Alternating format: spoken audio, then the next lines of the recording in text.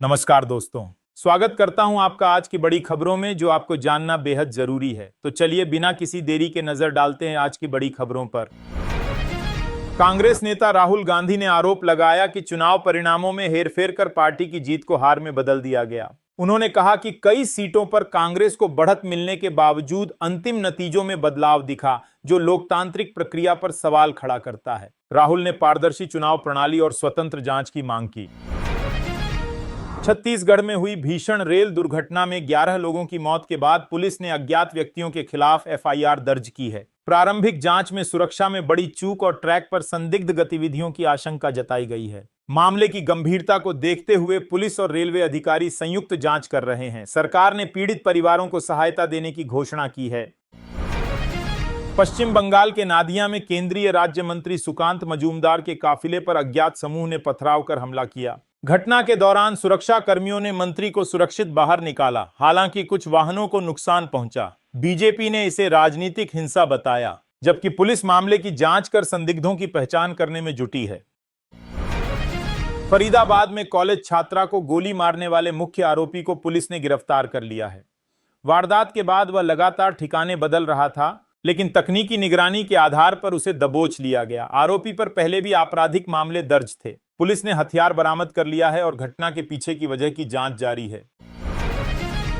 चुनाव आयोग ने घोषणा की है कि पश्चिम बंगाल में गुरुवार से सभी आवश्यक चुनावी फॉर्म ऑनलाइन उपलब्ध कराए जाएंगे। इसमें नामांकन, खर्च विवरण और अन्य वैधानिक प्रपत्र शामिल होंगे। आयोग का कहना है कि इस कदम से पारदर्शिता बढ़ेगी और उम्मीदवारों को प्रक्रिया में आसानी होगी। डिजिटल उपलब्धता से समय की बचत और निगरानी में भी सुविधा मिलेगी। दिल्ली में बोर्ड के एक अधिकारी की घर में घुसकर लूटपाट के बाद हुई हत्या का मामला पुलिस ने जल्द सुलझा लिया है। जांच में पता चला कि आरोपी रैकी कर मौके का फायदा उठाकर घर में घुसे और विरोध करने पर अधिकारी की हत्या कर दी। पुलिस ने तकनीकी सबूतों के आधार पर आरोपियों को गिरफ्तार कर हथियार और सामान बरामद कर लिया। मध्य प्रदेश में एक दर्दनाक सड़क हादसे में ट्रक और मोटरसाइकिल की जोरदार टक्कर हो गई, जिसमें 4 लोगों की मौके पर ही मौत हो गई। हादसा तेज रफ्तार और ओवरटेकिंग के दौरान होने की आशंका जताई गई है। स्थानीय लोगों की सूचना पर पुलिस और एम्बुलेंस तुरंत पहुंची। पुलिस ने शव पोस्टमार्टम के लिए भेजे और मामले की जांच शुरू कर दी है। प्रधानमंत्री नरेंद्र मोदी ने महिला विश्व कप की चैंपियन टीम से मुलाकात कर खिलाड़ियों को उनकी ऐतिहासिक जीत के लिए बधाई दी। उन्होंने टीम की मेहनत, अनुशासन और जुझारूपन की प्रशंसा करते हुए कहा कि यह उपलब्धि देश के लिए गर्व का क्षण है। पीएम मोदी ने खिलाड़ियों और कोचिंग स्टाफ से बातचीत कर भविष्य की तैयारियों पर भी चर्चा की। एयर इंडिया जनवरी 2026 से दिल्ली और तेल अवीव के बीच सीधी उड़ान सेवाएं फिर से शुरू करने जा रही है। कंपनी ने बताया कि नई उड़ानें बेहतर कनेक्टिविटी और यात्रियों की बढ़ती मांग को ध्यान में रखते हुए बहाल की जा रही हैं। यह रूट व्यापार, पर्यटन और लोगों के आवागमन को सुगमता प्रदान करेगा। टिकट बुकिंग जल्द शुरू होने की संभावना है। यूपी बोर्ड ने घोषणा की है कि वर्ष 2026 की हाईस्कूल 10वीं और इंटरमीडिएट 12वीं परीक्षाएं 18 फरवरी से शुरू होंगी और 12 मार्च तक चलेंगी। परीक्षा कार्यक्रम को समय पर जारी करने का उद्देश्य छात्रों को पर्याप्त तैयारी समय देना है। बोर्ड ने केंद्र निर्धारण और सुरक्षा प्रबंधन पर भी विशेष जोर दिया है ताकि परीक्षाएं सुचारू और पारदर्शी तरीके से संपन्न हो सकें। छपरा से आरजेडी उम्मीदवार खेसारी लाल यादव को ठाणे मीरा भाईंदर नगर निगम ने नोटिस भेजा है। आरोप है कि उन्होंने शहर में बिना अनुमति चुनावी पोस्टर और प्रचार सामग्री लगाई, जो नगर निगम के नियमों का उल्लंघन है। अधिकारियों ने स्पष्टीकरण मांगा है और कार्रवाई की चेतावनी दी है। खेसारी यादव की टीम ने कानूनी जवाब की तैयारी शुरू कर दी है। अमेरिका ने कैलिफोर्निया में एक अंतर्महाद्वीपीय न्यूक्लियर सक्षम मिसाइल का सफल परीक्षण किया। यह launch Vandenberg space force base से किया गया और इसका उद्देश्य देश की परमाणु क्षमता, तैयारी और विश्वसनीयता का आकलन करना था। रक्षा अधिकारियों के अनुसार यह टेस्ट किसी विशिष्ट वैश्विक घटना से जुड़ा नहीं है, बल्कि नियमित निरीक्षण और रणनीतिक प्रतिरोध क्षमता को मजबूत करने के लिए किया गया है। बिहार के बाराचट्टी में चुनाव प्रचार के दौरान एचएएम प्रत्याशी ज्योति मांझी पर अज्ञात हमलावरों ने हमला कर दिया। घटना में सुरक्षा कर्मियों ने तत्काल हस्तक्षेप कर उन्हें सुरक्षित बाहर निकाला। कुछ वाहनों को नुकसान पहुंचा और माहौल तनावपूर्ण हो गया। पुलिस ने मामले की जांच शुरू कर दी है और इलाके में अतिरिक्त बल तैनात कर सुरक्षा बढ़ा दी गई।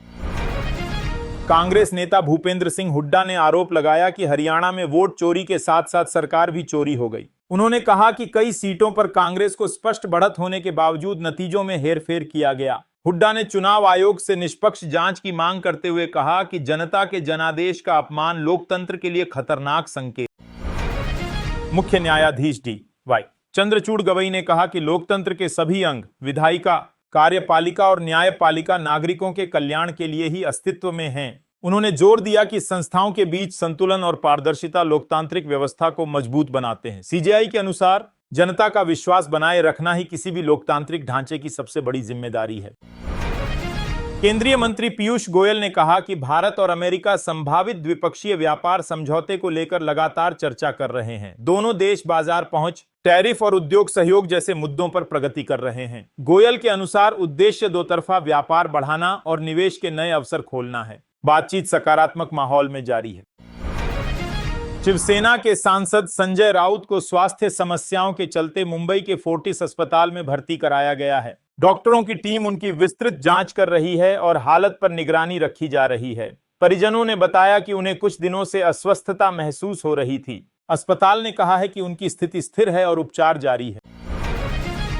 केरल के मुख्यमंत्री पिनाराई विजयन ने एसआईआर विवाद को लेकर सर्वदलीय बैठक बुलाई है, जिसमें सभी राजनीतिक दलों को शामिल होने का आमंत्रण दिया गया है। बीजेपी नेता के सुरेंद्रन ने सरकार पर आरोप लगाया कि एसआईआर मामले में पारदर्शिता नहीं बरती जा रही और लोगों की चिंताओं को अनदेखा किया जा रहा है। बैठक का उद्देश्य तनाव कम करना और समाधान पर सहमति बनाना है। कॉर्पोरेट मंत्रालय ने अनिल अंबानी से जुड़ी 4 कंपनियों की जांच शुरू कर दी है। इससे पहले इन मामलों में ईडी और सीबीआई भी सक्रिय थे। मंत्रालय अब वित्तीय लेन देन, कॉर्पोरेट गवर्नेंस और संभावित अनियमितताओं की विस्तृत पड़ताल करेगा। जांच में संबंधित निदेशकों, ऑडिट रिकॉर्ड और फंड फ्लो की जांच शामिल होगी। सरकार ने कहा है कि प्रक्रिया तथ्यों और कानून के आधार पर आगे बढ़ेगी। हरियाणा में राजनीतिक विवाद तेज हो गया है। कांग्रेस एमएलए जस्सी पेटवार ने मुख्यमंत्री नायब सैनी से इस्तीफा मांगते हुए उन्हें वोट चोर कहा। पेटवार का आरोप है कि हालिया चुनाव में विपक्ष के वोटों को प्रभावित कर परिणाम बदले गए। उन्होंने कहा कि जनता के जनादेश का सम्मान होना चाहिए और निष्पक्ष जांच के बिना सरकार की वैधता पर सवाल बना रहेगा। आरजेडी सांसद मनोज झा ने कहा कि देश में दोहरी राजनीति चल रही है। उन्होंने आरोप लगाया कि जब प्रधानमंत्री सार्वजनिक मंच से कट्टा शब्द बोलते हैं तो मीडिया सवाल नहीं करता, लेकिन यदि कोई बच्चा वही शब्द बोल दे तो आरजेडी से जवाब तलबी होने लगती है। झा के अनुसार यह चयनात्मक सवाल जवाब लोकतांत्रिक विमर्श के लिए ठीक नहीं है। मिर्जापुर के चुनार क्षेत्र में कालका एक्सप्रेस की चपेट में आने से मरने वालों की संख्या बढ़कर 6 हो गई है। हादसा तब हुआ जब कुछ लोग रेल ट्रैक पार कर रहे थे। स्थानीय प्रशासन और रेलवे अधिकारियों ने मौके पर पहुंचकर राहत और जांच कार्य शुरू कर दिया है। मृतकों की पहचान की प्रक्रिया जारी है और सुरक्षा बढ़ाई गई है। राहुल गांधी ने कहा कि भारत की जेन जेड पीढ़ी में सत्य और अहिंसा के मूल्यों के साथ लोकतंत्र को बहाल करने की सबसे बड़ी ताकत मौजूद है। उनके अनुसार युवा बदलाव के लिए तैयार हैं और अन्याय तथा असमानता के खिलाफ मुखर होकर खड़े हो रहे हैं। राहुल गांधी ने विश्वास जताया कि यह पीढ़ी देश को अधिक पारदर्शी, समान और लोकतांत्रिक दिशा में ले जाएगी।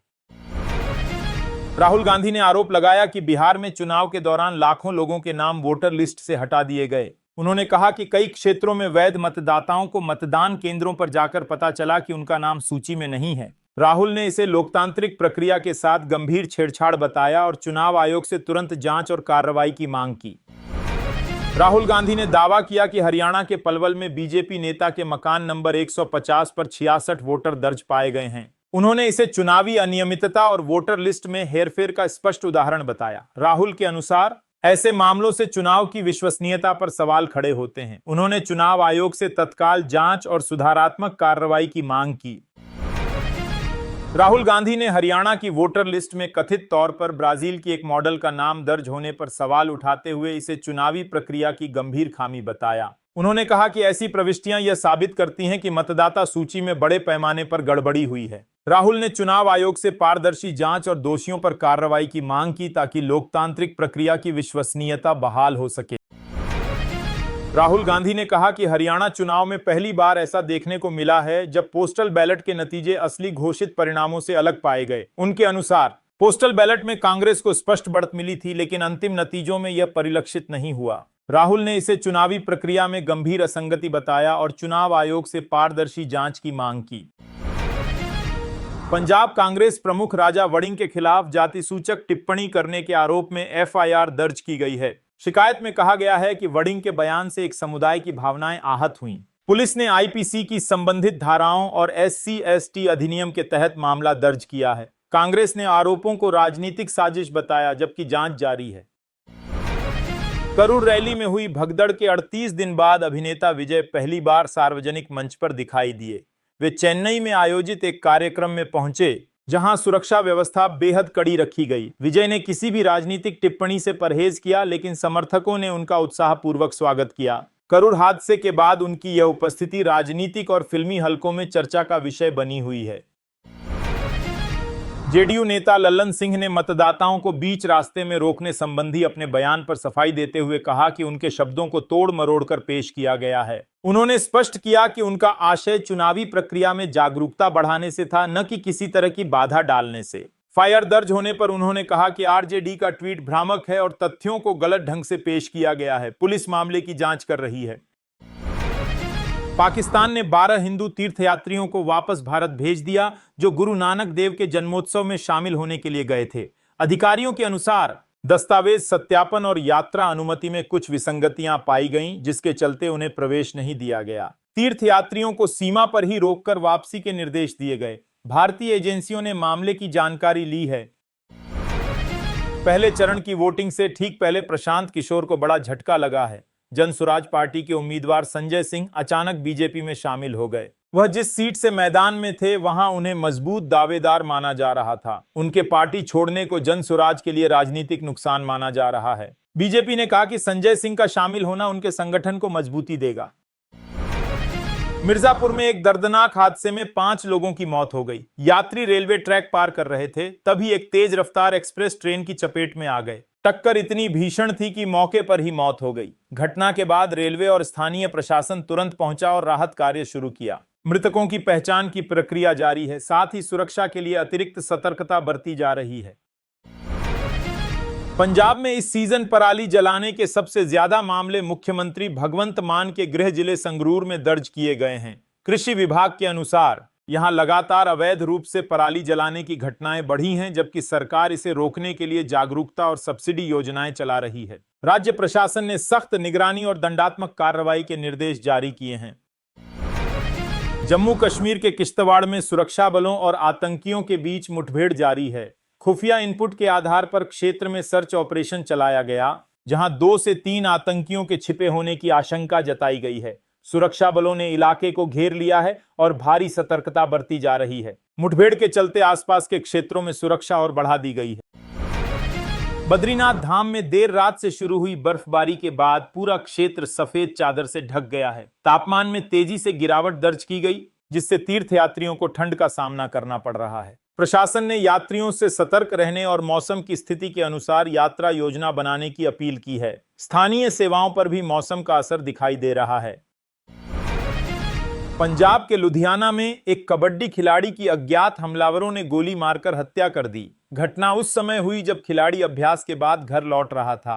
वारदात के बाद आरोपी मौके से फरार हो गए। पुलिस ने मामले की जांच शुरू कर दी है और शुरुआती सुरागों के आधार पर व्यक्तिगत रंजिश की संभावना जताई है। सुरक्षा बढ़ा दी गई है।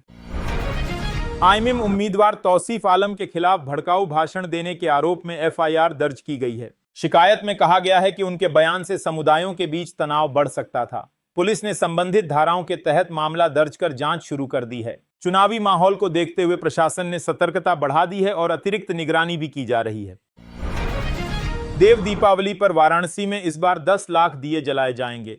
गंगा घाटों पर विशेष सजावट और भव्य आरती की तैयारियां लगभग पूरी हैं। स्थानीय प्रशासन और आयोजक समिति ने सुरक्षा, भीड़ प्रबंधन और प्रकाश व्यवस्था के लिए विस्तृत योजना बनाई है। हजारों श्रद्धालु और पर्यटक इस अद्भुत दृश्य को देखने के लिए शहर में पहुंचने वाले हैं।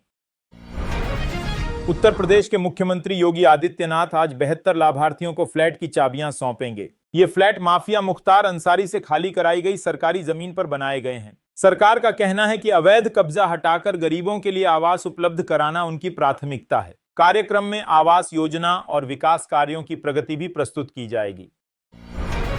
डेमोक्रेटिक पार्टी के उम्मीदवार जोहरान ममदानी ने न्यूयॉर्क मेयर चुनाव जीत लिया है। उनकी जीत को प्रगतिशील राजनीति की बड़ी सफलता माना जा रहा है। ममदानी ने रोजगार, आवास और प्रवासी समुदायों से जुड़े मुद्दों पर व्यापक समर्थन हासिल किया। जीत के बाद उन्होंने कहा कि वे न्यूयॉर्क को अधिक सुरक्षित, समावेशी और सभी नागरिकों के लिए अवसरों से भरपूर शहर बनाने पर काम करेंगे।